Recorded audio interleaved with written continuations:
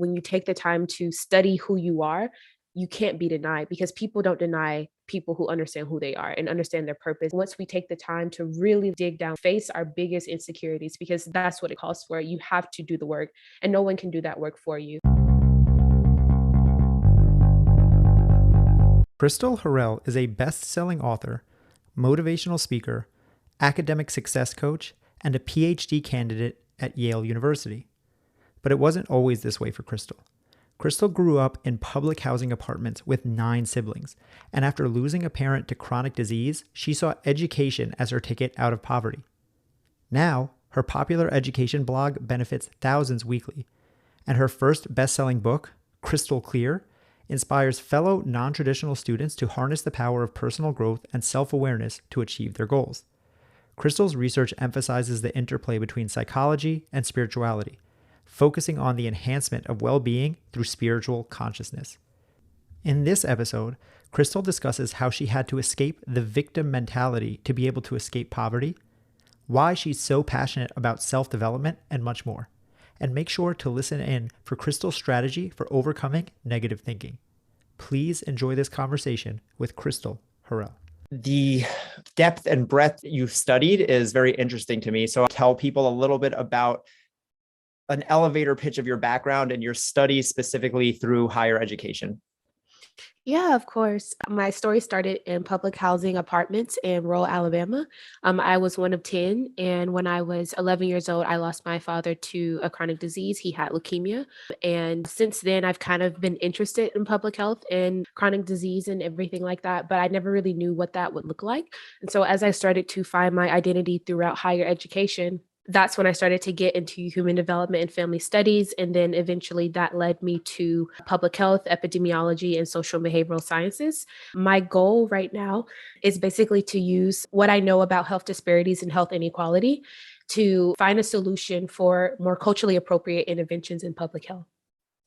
Wow, that's amazing. And I always say health and happiness are 2 sides of the same coin, and we Yes. can't have one without the other. And we can't truly be happy if we aren't actually healthy. And that's both mental and physical health. And because of that, I see things like social, racial, economic disparities, which stop people from being fully healthy, also stopping them from living a full expression of what I would consider to be a happy life. So Yes. where do people start if they are in that situation like you were, where they don't have the foot up, whatever it is, in whatever way, whether it's socially, economically, or in any other way, they're just in a bad place? Where do you first start to start this journey? Wow, that's a really good question. And so many things popped in my head as you were talking because health is definitely a birthright. We all deserve to live a healthy life. It's not something that is reserved for a select few. And I really believe that as well.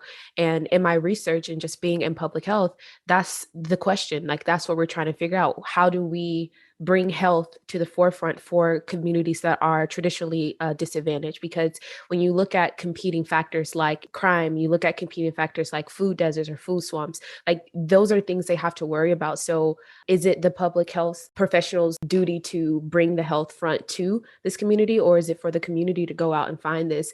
And I guess like, I don't know what the answer is to that. And to me, I feel like for the people who were privileged enough to make it out of situations where they were disadvantaged, or people maybe who never had to deal with that, for someone to see an issue, I believe it's their responsibility to then bring a solution to the problem. And so for me, I can't wait for the community to get the resources that they need in order to get the help that they need. I see it, I recognize it. I have the position to do something about it, to say something about it. So I serve as an advocate for, like I said, if you looked at my research, you see I do a lot of research in African American communities because that's where I came from. And I recognize some of the disadvantages within that community.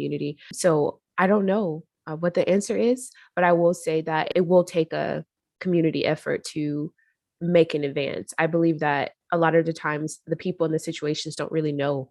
I know whenever I was growing up, I didn't know that we were disadvantaged. I obviously knew that there was a difference between my family and some of the other families in my hometown, but I honestly didn't know what the risks were for growing up in a situation like that. So it's difficult to get people to think long term when they have so many immediate competing factors.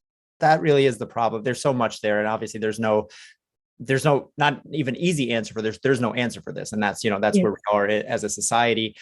And it is exactly that. It's how do you get people to think about their health or their happiness even when they have Yes. like a metaphorical boot on their neck to Yes. just be surviving right now. And so I talk about this stuff a lot because I'm always like, yeah, like everyone should be exercising, everyone should be eating more fruits and vegetables, and everyone should be doing this stuff because I do believe, like I said, health, happiness, these are things, as you said, a human right. And these are Mhm. things that not just deserve, everyone should have. And Yes. it breaks my heart when I see people who are just like going through the motions and just living a half full life. So if you are that person who feels like, okay, like, yeah, it would be nice to have all that stuff, but like I'm not in that place, what's the easiest place to start? The easiest place to start, in my opinion, is just to get educated. So you don't know what you don't know. For me, when I started to learn about what was going on, then I started to recognize it in my own life. For example, after my father passed from cancer, I was dealing with mental health issues. I had no idea that they was related to my father's death until I started studying child development. That's when I recognized that in literature, if a child experiences a traumatic event and it isn't addressed, it manifests itself into adult mental illnesses like panic attacks, anxiety, depression, so many things that I was dealing with.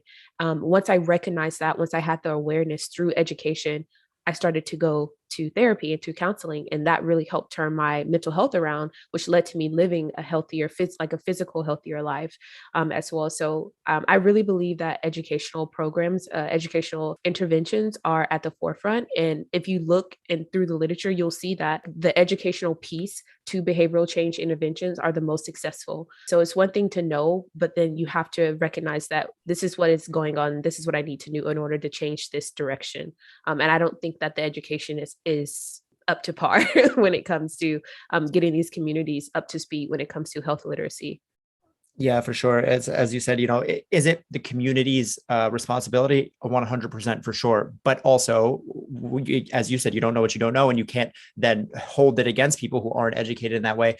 As people who listen to this show, my listeners will know that I talk about this a lot. I teach what I call the change loop. And it's exactly what you say. I say change starts with awareness because you don't know what you don't know. So first you have to be aware that it's even a thing, then Yes, education, because we have to be educated around, okay, like, okay, now that I get that this is a thing, what can be done about it? And then exactly. action. And that's the last, and then it's just kind of a loop because we're always in that space. And none of those pieces can exist without the other, because if I just have awareness or education, but if I'm not taking action, it doesn't do any good. And I can't take action without the awareness. I can't have the education, so that I think that I'm right there with you.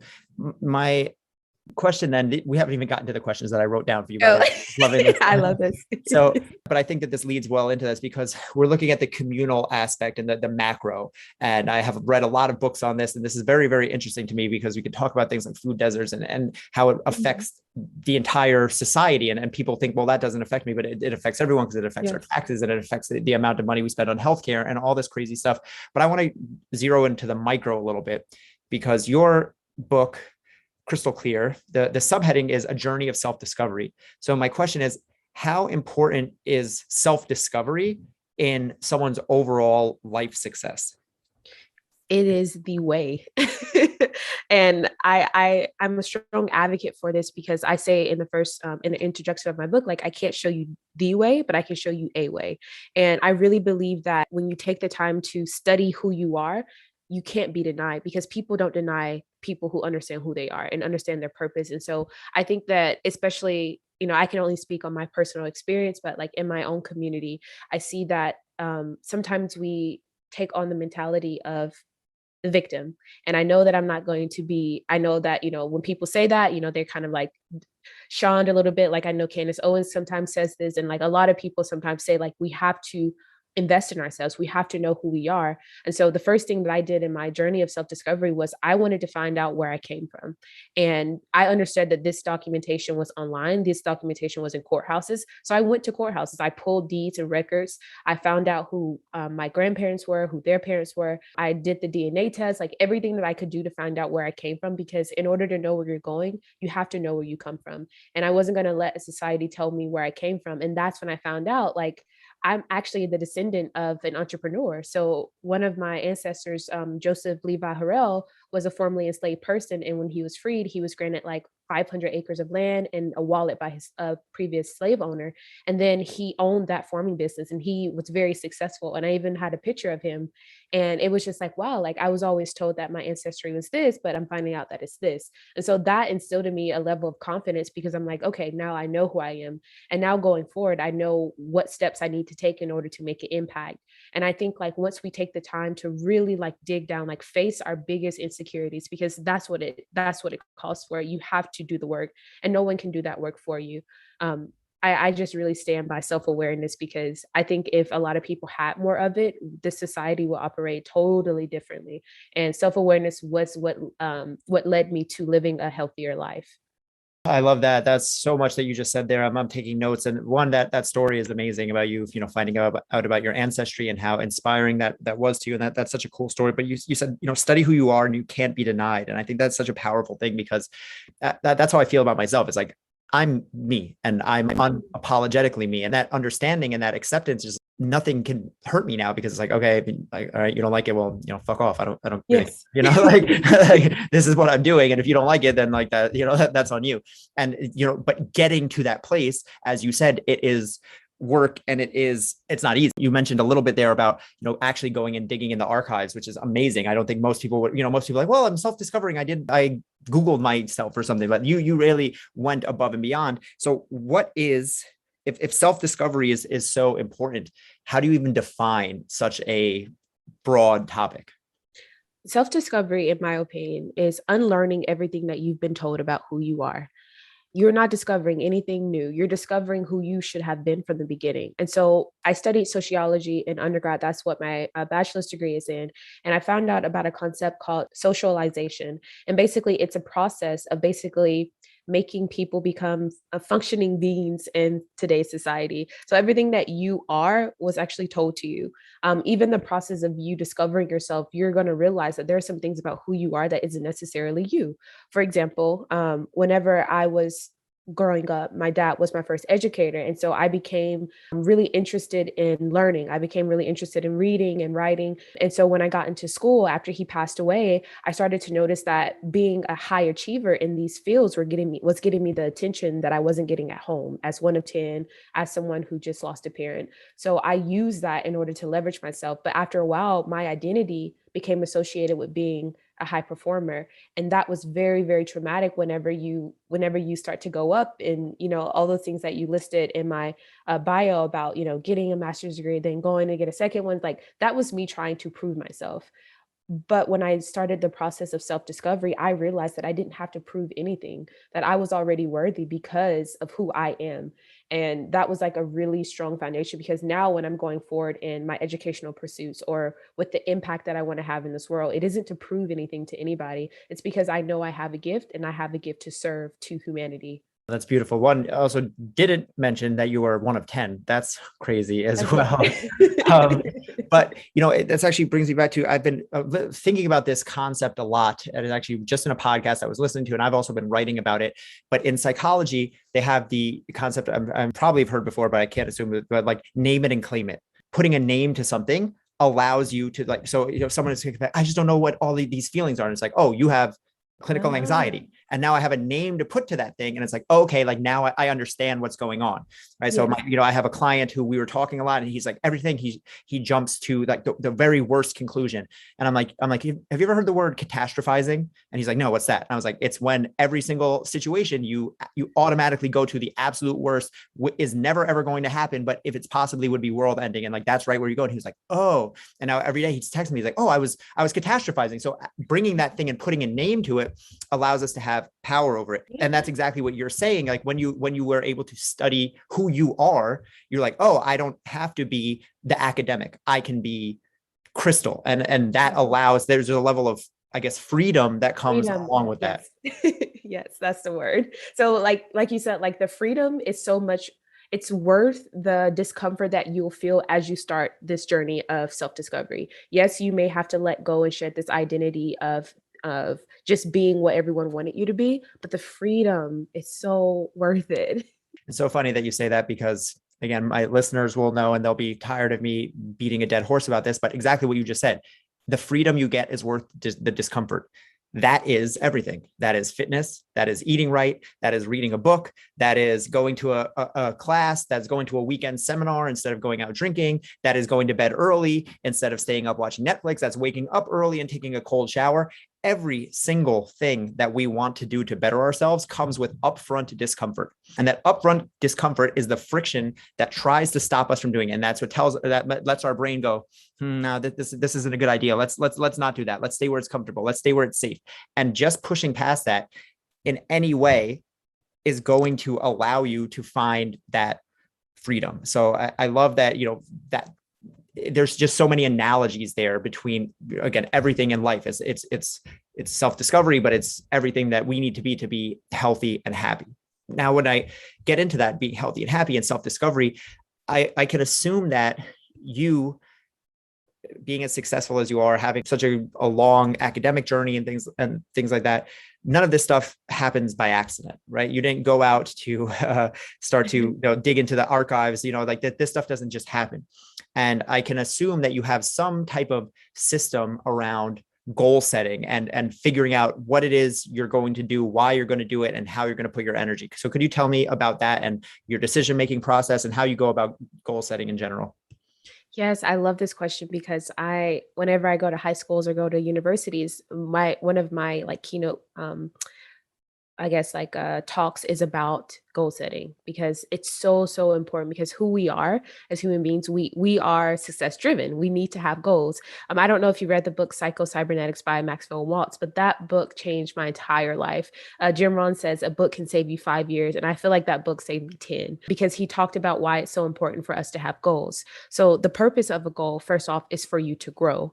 If you don't have a goal, then you're not going to be growing in the process. It's like a missile. If a missile doesn't have any coordinates to go to, it's just going to be going all around. Like there's no destination. And who we are as human beings, we have to have a goal, something to strive, something that causes us to expand our awareness and consciousness. So I really believe that in my process of goal setting, I always write it down. There was a Harvard Business School study that talked about three groups of people. One group didn't have any goals. The second group had goals, but they didn't write them down. And the third group had goals and they wrote them down. And the third group that had goals and wrote them down were, I think, like 10 times more likely to accomplish their goals than the other two groups. So I'm just like, okay, like there's something to this. And I really believe that the process of you making that mind to hand combination or coordination is you getting it down and also visualizing it, because when you're writing it down, you then become emotionally involved with your goal. And it's not the goal itself, it's the feelings that are generated around the goal that gets you closer to it. I know like a lot of people put labels on this and call it manifestation or law of attraction, but the real thing of it is that you don't get what you don't believe in. So every goal that you have, you're going to have to develop yourself in order to become the person that needs to walk in the fullness of that goal. Every goal that you set, like I said, is for you to grow.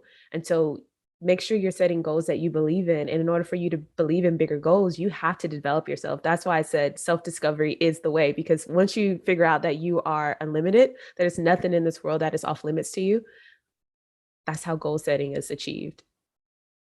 That study that you talked about, the Harvard Business Review, with like the writing down your goals, I'm pretty sure I know the study or a similar one, but they also said that the people who wrote their goals down were X amount times more likely to achieve it. But what's also interesting is the people who didn't write it down were as unlikely to achieve their goals as the people who didn't do anything at all. So it's like just having the goal and not writing it down did not nothing, but next to nothing, and magnitudes a difference less than what the people who wrote it down. So if you're just like, well, I know what I have to do, and there's no need to writing it down, the actual act, all of these things that may seem silly or arbitrary, things like writing it down, things like having a journal, things like seeing it visually. As you said, there's something about putting pen to paper, right? When we write it down, there's literally, we have to think about it twice. We have to think about it as we're writing it and we're reading it. So this is repeating it over and over in our brain, and it's making it more realistic. And I love what you said about getting emotionally involved and that you need an emotion attached to the goal. So could you just expand on that a little bit more?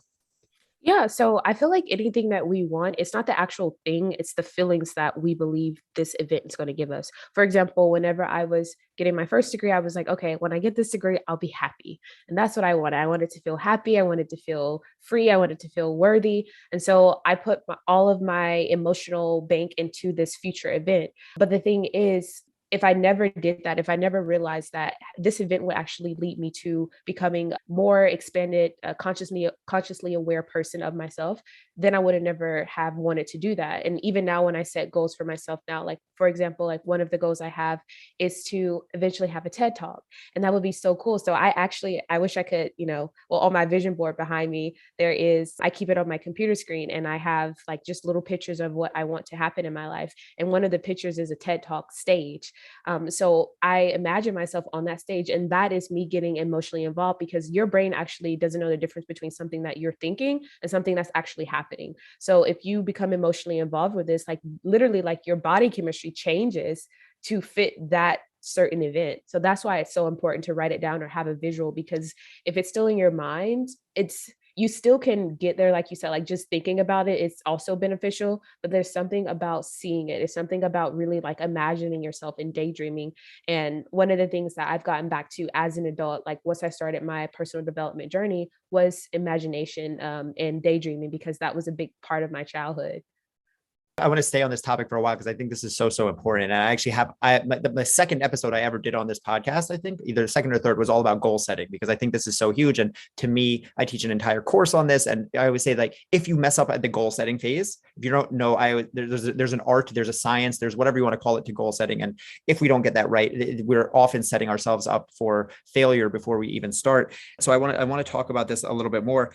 And well, one, I just want to say that whole thing of what you were just saying, the visualization and stuff. The reason I love what you're saying is because to me, this is the science of manifestation. People will talk about manifestation and the energy and the universe and all this stuff. And it's like I could hear that and be like, well, I don't believe in that stuff. But what you're saying is manifestation, but you're telling us why it actually works. Like, this is not just like, okay, like just put it out into the universe and like the universe will respond. I mean, I do believe, if I had to say if I believe that or not, I do think that the universe is real. But even if it isn't, there's a reason of your brain doesn't understand the difference between an imaginative thought and something that's real, right? It's just everything is, our brain is just locked in a dark little box. So everything that we do, everything that it interprets is just its interpretation of what's going on. Same thing, a memory can be falsely made up, right? There's plenty of studies where people think they're remembering something and it's completely made up, or it can be implanted into their head. And the same thing, forecasting of the future. Our brain doesn't know the difference between a real memory and forecasting the future, imagining something, daydreaming something. So I think that that's super, super powerful for people to really understand. It's like, this is not just some like woo-woo hippie, whatever, like this is legitimate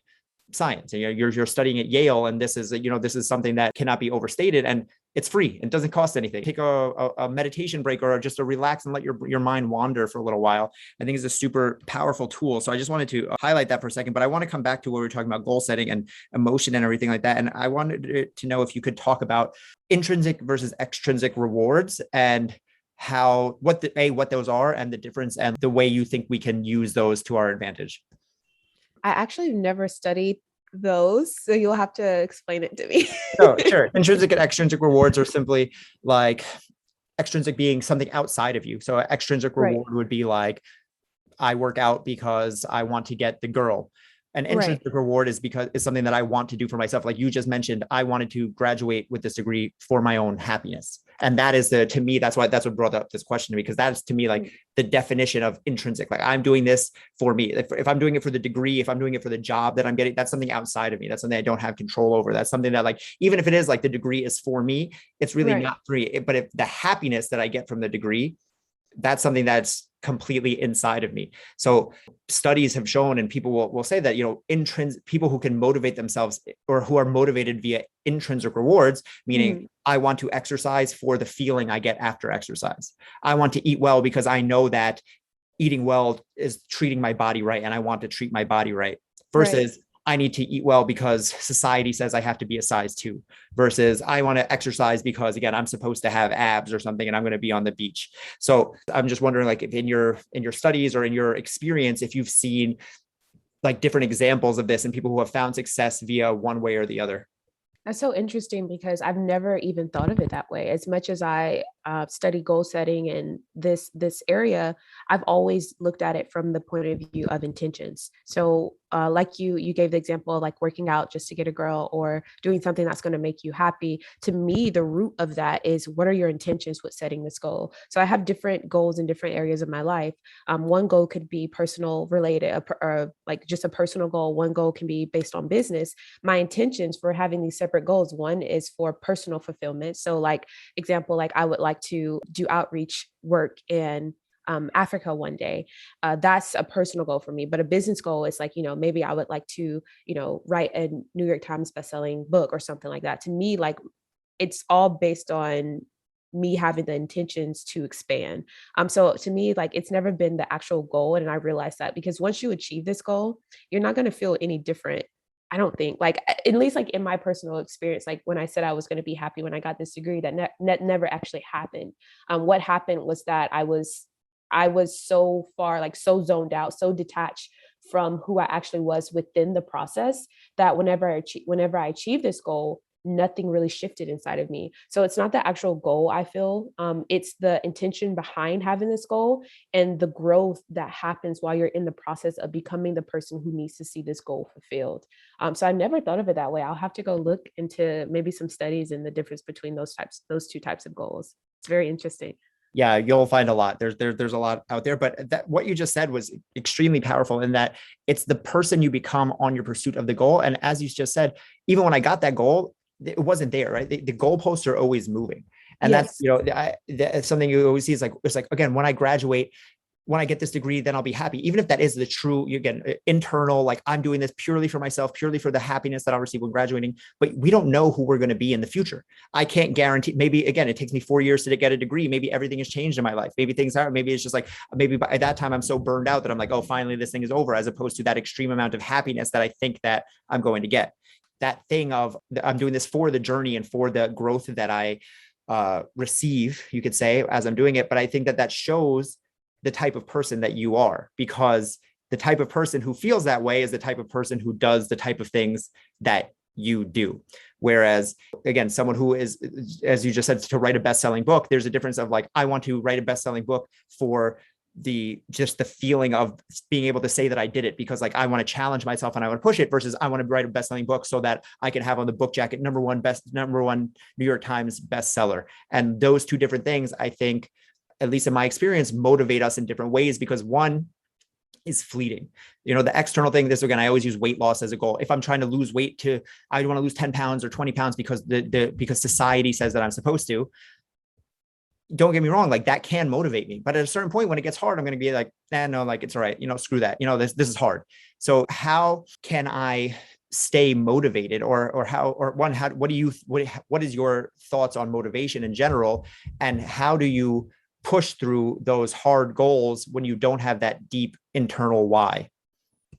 That's a good question. And I feel like you said about the goalpost is always moving. I could not have said that even like more clearly because it's true. But the thing is, whenever I feel unmotivated, I always look for motivation wherever it is because it's always there. It's just our awareness of it that changes. So one thing that has helped me, not so much these days, but especially when I was in high school and whenever I was in university and I was trying to, stay motivated when I had no idea who I was, I would always look for people outside of me to give me that motivation. So I got mentors. Some mentors were actually like physical. So I actually went to some of my professors and asked them, like, will you mentor me? Will you show me, how to get into graduate school? And they would.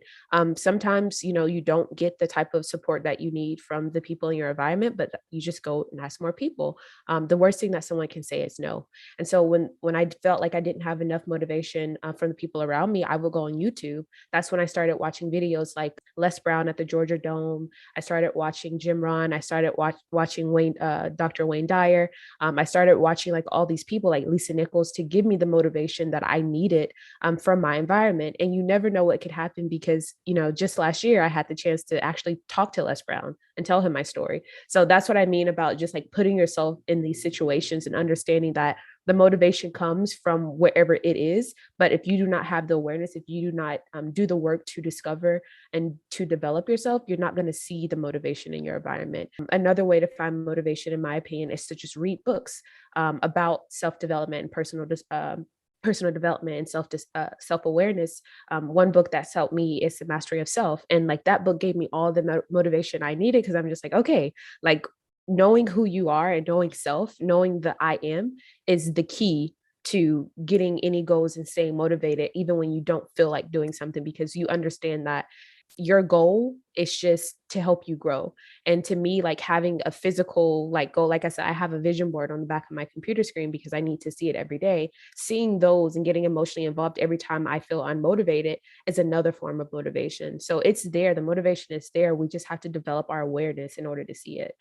I think that's super powerful. The motivation is always there. Sometimes it's not inside of us, but you can borrow the motivation from others. YouTube University, right? Just go podcast. Again, listen, anyone who's listening to a podcast like this is inherently in that world. I just want to, one more time though, before we leave off the topic of goal setting, ask if you have any personal preference or guidelines around the size of goals that people set. Do we set big goals? Do we set little goals, short-term goals, long-term goals? Like, how does that work? Do you have a specific like way that you do this, or is it all variable? I definitely think it varies. And I think that the size of the goal is related to the size of your faith and the size of the type of risk that you want to take. To me, let's say if like I said, I can only use examples from like what I know in my own journey, but if I were to have a goal about, I don't know, like something that I felt like I wasn't good enough to accomplish, then to me that would be a big goal. But my goal that looks too big for me to accomplish may look another way, like may look like a small goal to someone else. So I always think that it comes down to how far are you willing to grow? How much are you willing to expand your consciousness? And are you willing to have this blind faith in your goals coming true? I always like to set, I don't know, I feel like I get more comfort in setting long-term goals, because the short-term goals are only getting me closer to that long-term goal, if that makes sense. So if I have a long-term goal, like let's just use the example of doing a TED Talk, I know that the short-term goals of developing my speech and getting training and becoming a more effective speaker, like reading Dale Carnegie, The Quick and Effective Way to Speaking, going through those short-term goals, going through the short-term personal development situations, like that's going to get me eventually to my long-term goal. So I guess like in my own journey, I'm more attached to long-term goals, because to me, I feel like it's going to motivate you to accomplish those short-term goals. It's funny, the way you said it, I phrase it a little bit differently, but this is exactly how I teach goal setting in my course. And it's both. We need the big long-term goals to motivate us, to push us, but we also have those short-term process goals. Like you just said, if my goal is to have a TED Talk, I can't just leave it at that. It's not just going to float out of thin air. I have to be doing the short-term goals of taking the courses, of reading the books, of practicing every day, of giving the speeches. But if I don't have that bigger long-term goal of the TED Talk, then it's like, what are all those little steps for? So it's that balance of, I need the big goal because we need to be motivated. You said earlier that, we are success-driven creatures. We want to strive for things, right? Humans are by nature, we want to do better. But if that seems like too big of a goal, it becomes self-defeating. That's the thing. That's where I think people mess up, is they only have the big goal of, I want to lose 100 pounds, or I want to start $1 million business, or I want to be a TED talker. But it's like, if you don't have the things that get you there, if you don't know the Monday, Tuesday, Wednesday, Thursday, Friday that are going to take you, it's going to take a year or two to get you to that big goal. That's when you get frustrated. You think you're just spinning your wheels, and you kind of end up talking yourself out of it, because it's like, well, like this is never going to happen anyway. Yes, I totally agree. And it brings me back. I don't know if you read the book or like studied the seven universal laws, but it takes me back to like one of them called the law of gestation, where everything takes time. But the process of you discovering who you are and discovering what's possible for you, the process of self-discovery shortens that time. So like you said, like setting a big goal for like making $1 million. Well, if you aren't reading books about financial literacy, like Rich Dad Poor Dad, or like some of the other books, that time frame is going to be even longer, or may even elude you, because you haven't done the work to actually get closer to that goal. So everything, yes, everything does take time, but I do believe that the universe loves speed. I do believe that when you start setting goals, that the universe is on your side. The universe, God, source, whatever you choose to call that, infinite intelligence or infinite power, like it's on your side because it is what you are. But if you don't know that, then you're going to feel defeated even before the goal is set. So you have to work on yourself. You have to take the time to educate yourself, because awareness is the first step, but action is what brings those dreams into reality for you. For sure. I love that. The universe loves speed. That's exactly it. We can't rush these things, but we also can't sit back and wait for it to happen. And momentum is a huge thing. And that's why those small goals are necessary in the pursuit of the bigger goal, because we need to tell our brain that it's winning. Everything comes down to evolution, and our brain has made us great at surviving. And one way that it survived is it likes to be right. It doesn't like to be wrong. So if I'm every day setting a goal of I'm going to be a millionaire, and every day I wake up and check my bank account and I'm not a millionaire, it's like I'm telling my brain, well, you're wrong, you're dumb, you're wrong, you're dumb. And eventually it's going to go like, okay, like I'm just not going to have this goal anymore. Clearly this isn't working. But if I am at least making a little bit of extra money, or as you said, I'm reading books on financial literacy, I'm doing something that's going to push me in that direction, at least I get to stay on the path. And the whole job is to just not quit, because if you can stay the path, if you can just keep going and not give up, most people just quit. That's it. That really is the long and short of it. Is most people get frustrated, they give up, they quit after 2 weeks, 2 months, 2 years, however long it is. They go, no, like this isn't working, or no, that like I can't do this anymore. And if you can just stay on the path and not give up, you're already ahead of 98% of the people. So how do you think about that, like the negative thought spiral that people get themselves into, where a negative thought leads to another negative thought, and people talk themselves out of things a lot? So what can people do if they catch themselves? Again, I brought up the word catastrophizing before, or something like that. Oh, that's such a good question. And I've been studying this a lot. There's a Dr. Daniel Amen. He did a TED talk. Well, not a TED talk. He actually did a podcast with Tom. He's the creator of impact theory. I literally And he just finished his book yesterday. The stop. Change Your Brain, Change Your Life. I literally just Yes, it's yeah. on my list of books that I want to read. I forget, but I want to read that. So thank you. I need to just go ahead and get it. But I was listening to his talk with Tom, and he said something about ants, and it's automatic negative thoughts or automatic negative thinking. And he talked about how you really have to squash those. Like honestly, like all you have to do is just challenge them. Like a lot of people, when they get into their negative thinking pattern, they don't actually challenge those thoughts. So one example that Dr. Amen talks about is just confronting it. So let's say you have a thought that this will never work out. Well, challenge it. Ask yourself, do you know that for a fact? Is that true? Do you know that this will never work out? And then you can say, well, not really, because I've never tried it before. So, that's another one. And then you challenge it with another question. What if it does work out? And what if it actually works out better than what you thought it would? You can change your thought patterns as quickly as you change your clothes. But if you don't have the awareness of that, then you won't know that you have that superpower. It's really there. And I can honestly say that, like, I get into those times where I start, watching the news. Like, I don't have a TV either. I sold my television when I started writing my first book, but I was on YouTube watching videos about like what's going on with politics and stuff. And I literally like caught myself in this downward spiral, just getting consumed with everything that's going on in the world and trying to save the world. And that really like was going to stop me until I woke up the next day, and I started reading books again. I started reading the one I'm reading now is called The Power of Awareness by Neville Gardner, I believe.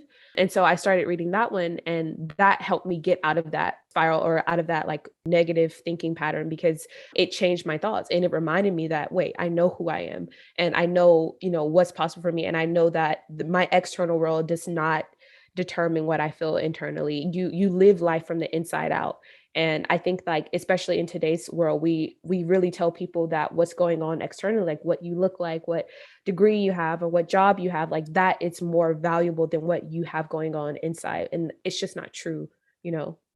Love that. We live life from the inside out. I think that that's super powerful. I think that everything that you just said is so true. Crushing ants, you can look up, Dr. Daniel Amen, or Jim Quick talks about this a lot as well. And I think that that's a great place to leave this. So as we start to wrap up, the last question that I always want to ask all of my guests is, if there's one piece of actionable advice, one action step that people can take right when they finish this podcast to start living a healthier, happier life, what would that be?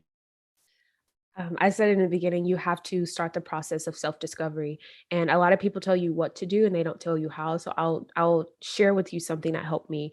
It's I started to read books. And I know a lot of people don't really like reading, but there's also audiobooks. So you mentioned Paul, Think and Grow Rich. That was the first book that I read in my journey of self-discovery.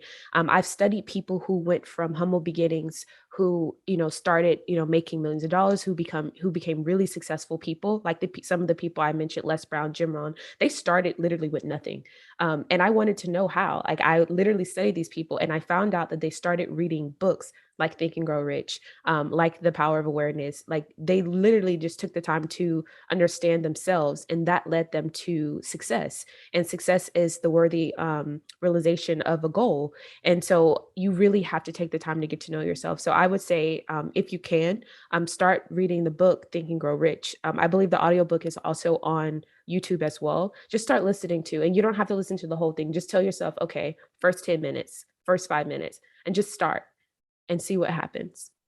Yeah, I mean, I can't agree more. I mean, that exact book is what I changed my life and opened me up to this entire world of personal development, personal growth, whatever you want to call it. That it all started there. And for me, I've read hundreds of books since then. I can't, restate what you said enough. There's so much in here, but as you just said, just start with anywhere. Start with the smallest step. You do not have to read 60 books. I'm not telling you to do that right now. I'm telling you to put on an audiobook while you walk the dog. I'm telling you to, while you're, just change for one thing, while you're doing the dishes, have your headphones in and listen to 5 minutes and just see where you can take it from there. So I think that's so powerful and obviously super actionable. That's it for today. Thanks for listening. If you enjoyed this episode or got value from it, you can support the show by sharing it with a friend and giving them the gift of a happier, healthier life. You can also leave a rating and review on Spotify or Apple Podcasts. That helps boost the show on those platforms so more people can discover it and we can all grow together. I'll see you back here every Tuesday and Thursday morning. And until then, stay happy, stay healthy.